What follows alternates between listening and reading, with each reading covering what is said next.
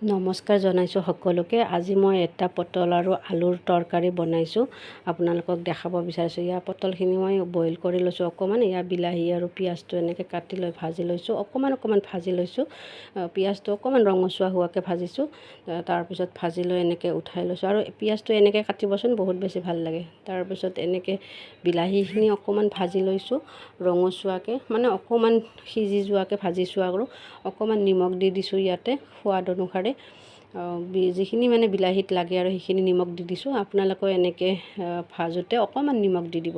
তাৰপিছত এইখিনি এনেকৈ উঠাই দিছোঁ, বেছি তেল ইউজ কৰা নাই মই। তাৰপিছত এইখিনি ভজা তেলখিনিতে মই আকৌ এইখিনি ভাজি লৈ কিনে এনেকৈ উঠাই থৈ দিছোঁ। তাৰপিছত এইখিনি তেলতে অকণমান মই দালচেনি ইলাচি দিছোঁ, তাৰপিছত তেজপাত দিছোঁ আৰু দুটামান দিছোঁ, শুকান জলকীয়া দিছোঁ। বেছি তেল দিয়া নাই দেই, মই বেছি তেল ইউজ নকৰোঁ। তাৰপিছত এনেকৈ এইখিনি ভাজি যোৱাকৈ ৰঙচুৱা হোৱাকৈ ভাজিব লাগিব। আপোনালোকেও এনেকৈ ৰঙচুৱা হোৱাকৈ ভাজিব।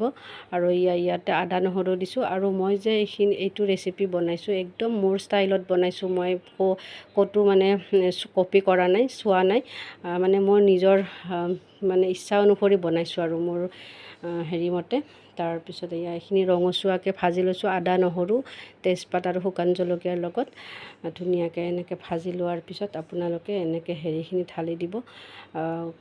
কি বুলি কয়, পটল আৰু আলু অকণমান মই বইল কৰিছোঁ, মাত্ৰ এটা চিটি দিছোঁ। তাৰপিছত মই চিটিটো গুচাই দিছোঁ। মানে হাজবেণ্ডে বইল কৰিলে বেয়া পায়, মানে ভাজি বনালে মানে বহুত বেছি ভাল পায়, সোৱাদো হয় তেতিয়া। তাৰপিছত এনেকৈ অকণমান বইল কৰি লৈছোঁ আৰু চিটিটো গুচাই দিব আপোনালোকেও, নহ'লে বেছি পটলৰ গুটিবিলাক ওলাই যায় বেছি চিটি মাৰিলে। তাৰপিছত এনেকৈ অকণমান ৰংগুড়া দি দিছোঁ, মানে আন্দাজমতে দিব আৰু যিখিনি লাগে সেইখিনি দি দিব।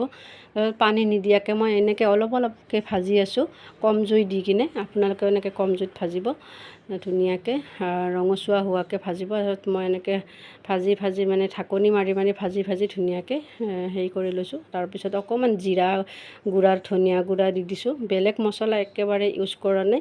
জিৰা গুড়া ধনিয়া গুড়া আকৌ আদা নহৰু অকণমান দি দিছোঁ তেলত, দেখিছে আপোনালোকে। তাৰপিছত অকণমান কাশ্মীৰী ৰংটোৰ কাৰণে দিছোঁ অকণমান দিছোঁ। আপোনালোকেও দিলে দিব পাৰে, নিদিলেও নাই। তাৰপিছত মোৰ এইখিনিতে এটা ফোন আহি গ'ল, সেইকাৰণে মই আপোনালোকক কেতিয়া পানী দিলোঁ দেখুওৱা নহ'ল। তো মানে আধা ভাজা হওঁতে এনেকৈ পানীখিনি দি দিব।